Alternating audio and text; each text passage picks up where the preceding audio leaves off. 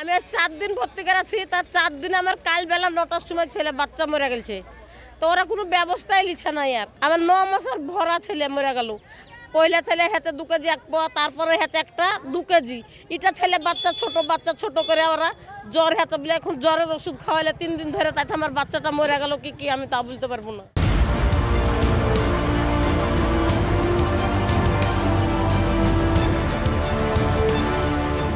মাত্র কয়েক ঘন্টা একের পর এক ভুল চিকিৎসার অভিযোগ কার্যত সাড়া ফেলে দিয়েছে সারা মুর্শিদাবাদ মেডিকেল কলেজ ও হাসপাতাল চত্বর জুড়ে। জন্মের আগেই গর্ভে থাকা অবস্থায় মৃত্যু একের পর এক শিশু। স্বাস্থ্যকর্মীদের দুর্ব্যবহার, গাফিলতির দিকেই আঙুল তুলছে রোগীর পরিবার। কেউ সদ্যোজাতের নিথর দেহ হাতে পেয়ে কান্নায় ভেঙে পড়ছে, কেউ আবার আইসিইউর বাইরে নবজাতকের সুস্থতা কামনা করছে।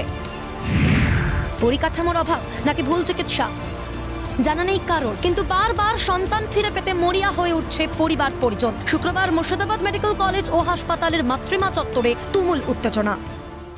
আমাকে বলতে পারতো যে এরকম স্বীকার করতে হবে, তাহলে সেটা করে দিত।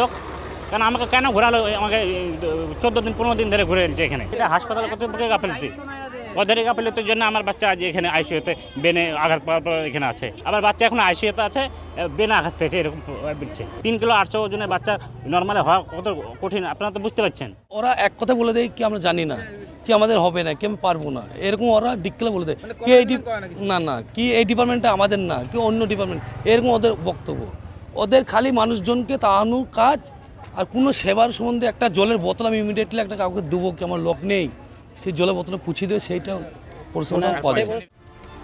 গত মাসে একদিনে পরপর 10 সদ্যোজাতের মৃত্যুতে কাঠগড়ায় দাঁড়ায় মুর্শিদাবাদ মেডিকেল, কাঠগড়ায় দাঁড়ায় রাজ্যের গোটা স্বাস্থ্য ব্যবস্থা। তারপরেও নড়ল না টনক। সময় সেই বাচ্চা মারা গিয়েছে, এখন পর্যন্ত কোনো ছাড়ের ব্যবস্থা করছে না। আমার বাচ্চাকে ডিসচার্জ করে বাচ্চা সমাধি করব না, কখন বাচ্চা নিয়ে গিয়ে সমাধি করব বলেন দেখি। এখান থেকে দেখতে পাচ্ছি যে হসপিটালের কর্তৃপক্ষের যে ন্যূনতম দায়িত্ব বা কর্তব্য, সেই কর্তব্য থেকে কোথাও একটা বঞ্চিত হচ্ছে, এবং এটার কারণটা অন্য কিছু একটা লুকিয়ে আছে। যা এটা আমি চাইছি যে আমাদের মুখ্যমন্ত্রী তথা স্বাস্থ্যমন্ত্রী এটা কানে যাক, বা উনি এটা ভালোভাবে এটাকে নিয়ন্ত্রণে রাখুক, নইলে আগামী দিন কিন্তু প্রত্যেকেরই সমস্যা চলে আসবে।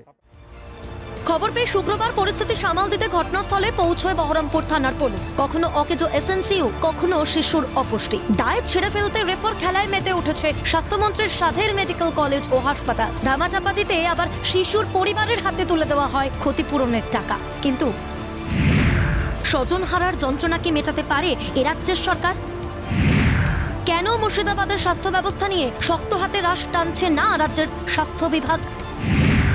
আর কত সদ্যোজাতের প্রাণ নিয়ে খেলা চলবে? মৃন্ময় গোস্বামীর রিপোর্ট, ক্যালকাটা নিউজ।